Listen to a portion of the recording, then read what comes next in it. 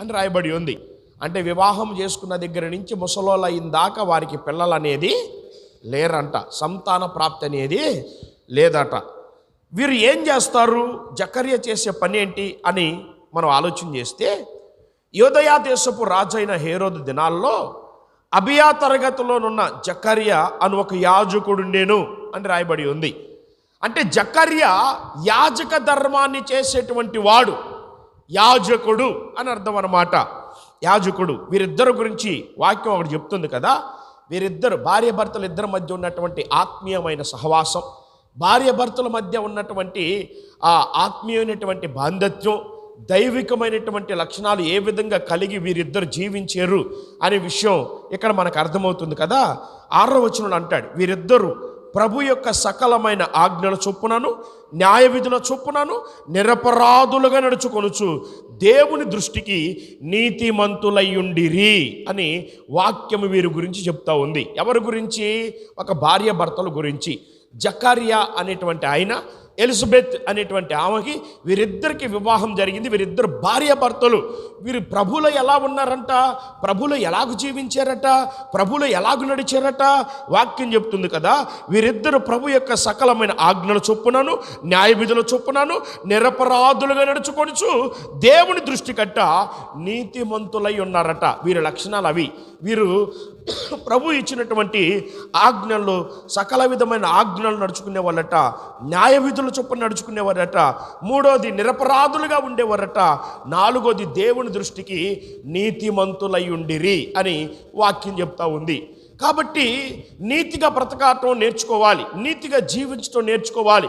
భార్య భర్తలైనటువంటి వారు నీతిగా ఉండాలి, నీతిగా బ్రతకాలి, నిరపరాధులుగా కనబడాలి, దేవుని ఆజ్ఞల చొప్పున సకల విధమైన ఆజ్ఞల చొప్పున ఉండాలి, న్యాయ విధుల చొప్పున నిరపరాధులుగా నడుచుకొని దేవుని దృష్టికి ఒక భార్య ఒక భర్తగా పిలువబడుతున్న నీవు నీతిమంతులుగా మీరు పిలువబడాలని వాక్యం ఈరోజు హెచ్చరిక చేస్తూ ఉంది. దేవాతి దేవుడు నిన్ను ప్రేమించి ఆయన నీకు ఒక భర్తను అనుగ్రహించాడు, లేదా ఒక భార్యని నీకు అనుగ్రహించాడు. భార్య భర్తలకు జతపరచబడినటువంటి మీరు అన్యోన్య సహవాసం ఎలా ఉండాలంటే కలిసిమెలిసి ఉండాలి, దేవుని వాక్యానుసారంగా నడవాలి, దేవుని వాక్యానుసారంగా జీవించాలి, లేఖనాల ప్రకారంగా నడుచుకోవాలి, నిరపరాధులుగా ఉండాలి, నీతిమంతులుగా కనబడాలట. అది దేవుడు మీ నుంచి, ఒక భార్య భర్తలుగా మీ నుంచి దేవుడు కోరుకునేది. మీ సహవాసం ఆత్మీయంగా ఉండాలట, మీ సహవాసం దేవునికి ఇష్టమైందిగా ఉండాలట.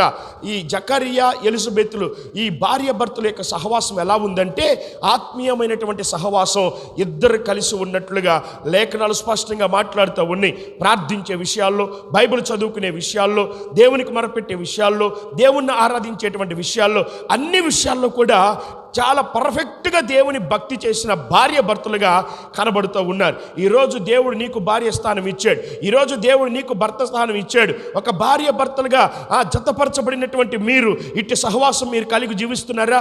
ఇలాంటి ఆత్మీయమైన సహవాసం మీలో కనబడుతుందా? ఆత్మీయంగా నడవగలుగుతున్నారా? ఆత్మీయంగా జీవించగలుగుతున్నారా?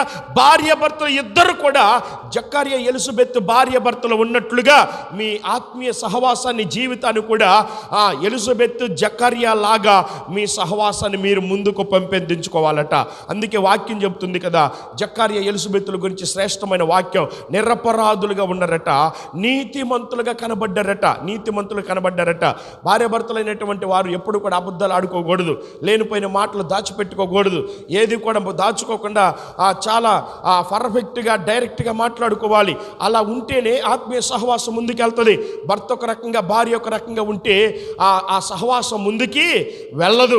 కాబట్టి వీరి సహవాసం ఎలా ఉందంటే భార్య భర్తలు ఇద్దరు కూడా ప్రార్థన చేసుకునే విషయాల్లో కానీ, వాక్యం చదువుకునే విషయాల్లో కానీ, ఆ దేవుని స్తుతించే విషయాల్లో కానీ, దేవుని ఘనపరిచే విషయాల్లో కానీ, ఆయన న్యాయ విధుల్లో చొప్పున నడుచుకునే విషయాల్లో కానీ, ఆయన కట్టడలను ఆచరించే విషయాల్లో కానీ నిరపరాధులుగా ఉన్నారట.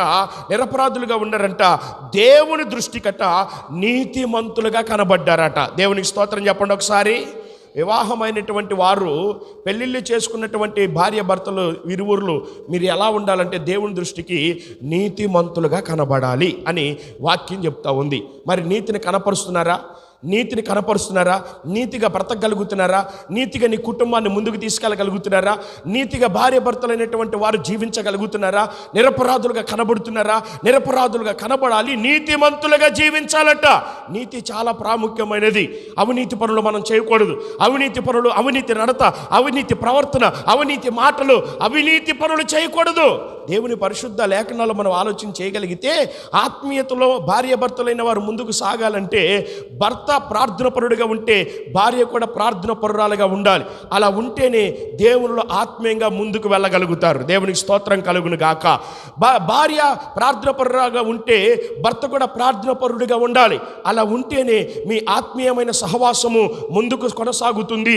వాక్యం చెప్తుంది, నిరపరాధులుగా ఉన్నారట, నీతిమంతులుగా కనబడ్డారట, దేవుని ఆజ్ఞల చొప్పున నడుచుకున్న వారిగా కనబడుతున్నారట, సకలమైన ఆజ్ఞల చొప్పున, న్యాయ విధుల చొప్పున నడుచుకున్నటువంటి భార్య భర్తలుగా మీరు కనబడుతున్నారు. ఒక భార్యగా, ఒక భర్తగా దేవుడిని నియమించినప్పుడు నీతిగా బ్రతకండి, నీతిగా జీవించండి, పనికిమాలిన పనులు చేయొద్దు, నీతిమాలిన పనులు చేయొద్దు, నీతి తప్పొద్దు, న్యాయాన్ని తప్పొద్దు. దేవుని వాక్యానుసారంగా నడవాలి, వాక్యానుసారంగా ఇద్దరు కలిసి జీవించాలి, వాక్యానుసారంగా ఇద్దరు ఆత్మీయతలకు ఎదుగుదల అవ్వాలి, ఇద్దరు కలిసి ప్రార్థించాలి, ఇద్దరు కలిసి దేవుని స్తుతించాలి, ఇద్దరు కలిసి దేవుని గణపరచాలి. అన్ని విషయాల్లో నీతిమంతులుగా, నిరపరాధులుగా ఆయన సన్నిధిలో మనం కనపడాలంట. దేవునికి స్తోత్రం చెప్పండి. దేవుడు నీ నుంచి కోరుకునేది అదే. నువ్వు ఆయన సకలమైన ఆజ్ఞల చొప్పున నడుస్తున్నావా లేదా? ఆయన యొక్క కట్టడల ప్రకారంగా నువ్వు జీవిస్తున్నావా లేదా? న్యాయవిధుల చొప్పున నిరపరాధులు నడుచుకుంటున్నావా లేదా? ఆయన దృష్టికి నీవు నీ భార్య అలాగే నీవు నీ భర్త నీతిమంతులుగా కనబడుతున్నారు లేదా అనేది ఒకసారి మనం పరిశీలన చేసుకోవాలట. బైబిల్ గ్రంథంలో చాలామంది భార్య భర్తలు ఉన్నారు, కానీ ఒక ఫ్యామిలీ గురించి, ఒక భార్య భర్తల గురించి నేను మీకు పరిచయం చేస్తాను. చూడండి, అపోస్తుల కార్యములు మనందరికీ పరిచయమైనటువంటి వారు. చూడండి, అపోస్తుల కార్యముల గ్రంథము, అపోస్తుల కార్యములు 5వ అధ్యాయము మొదటి నుంచి కొన్ని మాటలను మనం చదువుకోగలిగితే ఇక్కడ ఒక ఇద్దరు భార్య భర్తలు మనకు కనబడతారు. భార్య భర్తలు కనబడతారు. చదవండి, 5వ అధ్యాయం మొదటి నుంచి. అననీయ అని ఒక మనుషుడు తన భార్య అయిన సపీరాతో ఏకమై పొలం అమ్మెను. భార్య ఎరుకనే వాడు దాని వెలలో కొంత దాచుకొని కొంత తెచ్చి అపోస్తుల పాదముల యొద్ద పెట్టెను. అప్పుడు పేతురు, అననీయ, నీ భూమి వెలలో కొంత దాచుకొని పరిశుద్ధాత్మను మోసపుచ్చుటకు సాతాను ఎందుకు నీ హృదయమును ప్రేరేపించెను? అది నీ యొద్దనున్నప్పుడు నీదే కాదా? అమ్మిన పిమ్మట అది నీ వశమై ఉండలేదా? ఎందుకు ఈ సంగతి నీ హృదయంలో ఉద్దేశించుకొని ఉన్నావు? నీవు మనుషులతో కాదు దేవునితో అబద్ధమాడితివని వానితో చెప్పాను. అననీయ ఈ మాటలు వినుచునే పడి ప్రాణము విడవగా వినిన వారందరికీ మిగులు భయము కలిగెను. అప్పుడు పడుచువారు లేచి వారిని బట్టతో చుట్టి మోసుకొని పోయి పాతి పెట్టిర్రి అని కనబడుతుంది. లేఖనాల్లో మనం ఆలోచన చేస్తే ఇక్కడ ఇద్దరు భార్య భర్తలు కనబడుతున్నారు. భర్త పేరేంటంటే అననీయ అని పిలిచారు, భార్య పేరేంటి? సపీరా అని పిలిచారు. అననీయ, సపీరా. కాబట్టి వీరిద్దరు యొక్క ఆత్మీయ సహవాసం ఎలా ఉంది అనేది మనం ఆలోచన చేయగలిగితే, జకర్యా ఎలిజబెత్ ఆత్మీయమైన సహవాసం ఎలా ఉందో, వీరిద్దరి యొక్క ఆత్మీయ సహవాసం ఎలా ఉందో మనకు అర్థమవుతుందట. జకర్యా ఎలిజబెత్తులేమో నిరపరాధులుగా నడుచుకొని ఆయన ఆజ్ఞల చొప్పున, విధుల చొప్పున నడుచుకుంటూ వారంట నీతిమంతులుగా దేవుని దృష్టి కనబడితే, వీరిద్దరు ఎలా కనబడుతున్నారట? వీళ్ళిద్దరు ఎలా కనబడుతున్నారట? ఏం జరిగిందంటే, అననీయ, సపీరా అని ఇద్దరు భార్య భర్తలు ఉన్నారు. వీరికి కొంత పొలం ఉంది. ఆ పొలాన్ని బేరం పెట్టారు, అమ్మారు. అమ్మిన తర్వాత ఆ పొలంలో కొంత సొమ్ము ఉంది కదా, దానిలో దేవునికి ఇవ్వాల్సినటువంటి దశమ భాగం ఇవ్వాలి కదా.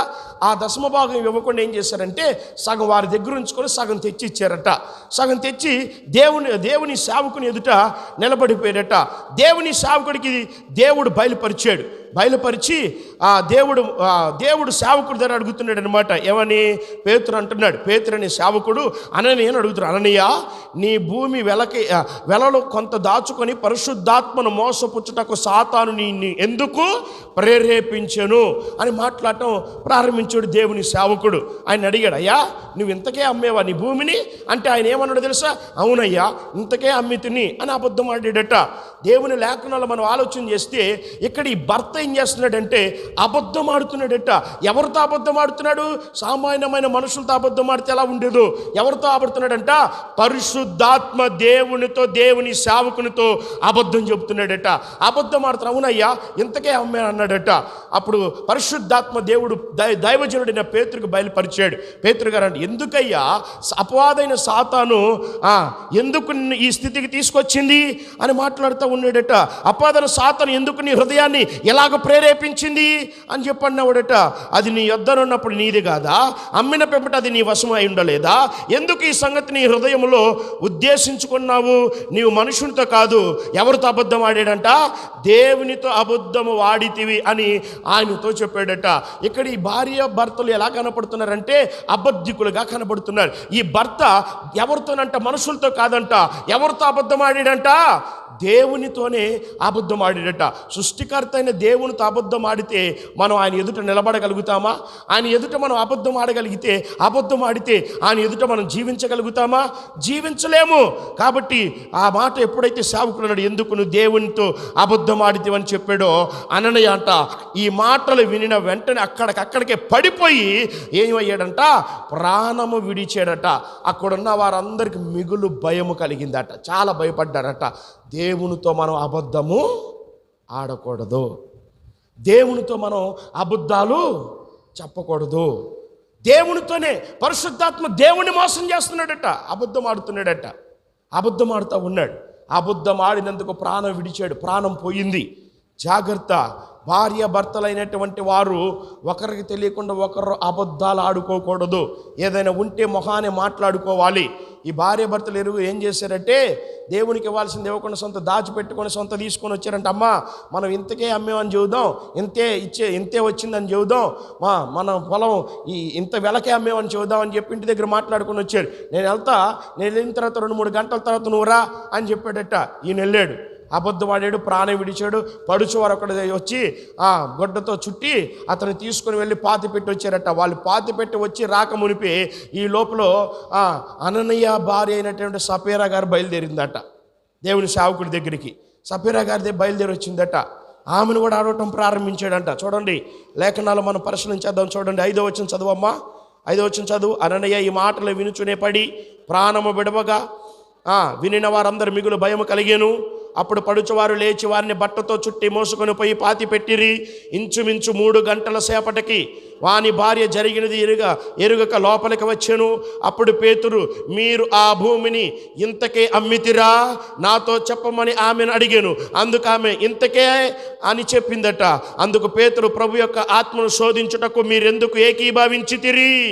ఈ భార్య భర్తలు ఎలా ఏకీభవించారంట? ఎలాగ ఐక్యంగా ఉన్నారంట?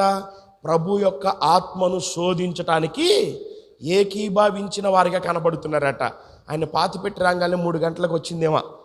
రాగానే దైవ సేవకుడు అడిగాడు, అమ్మా ఏంటి మీరు ఆ భూమిని ఇంతకే అమ్మితిరా?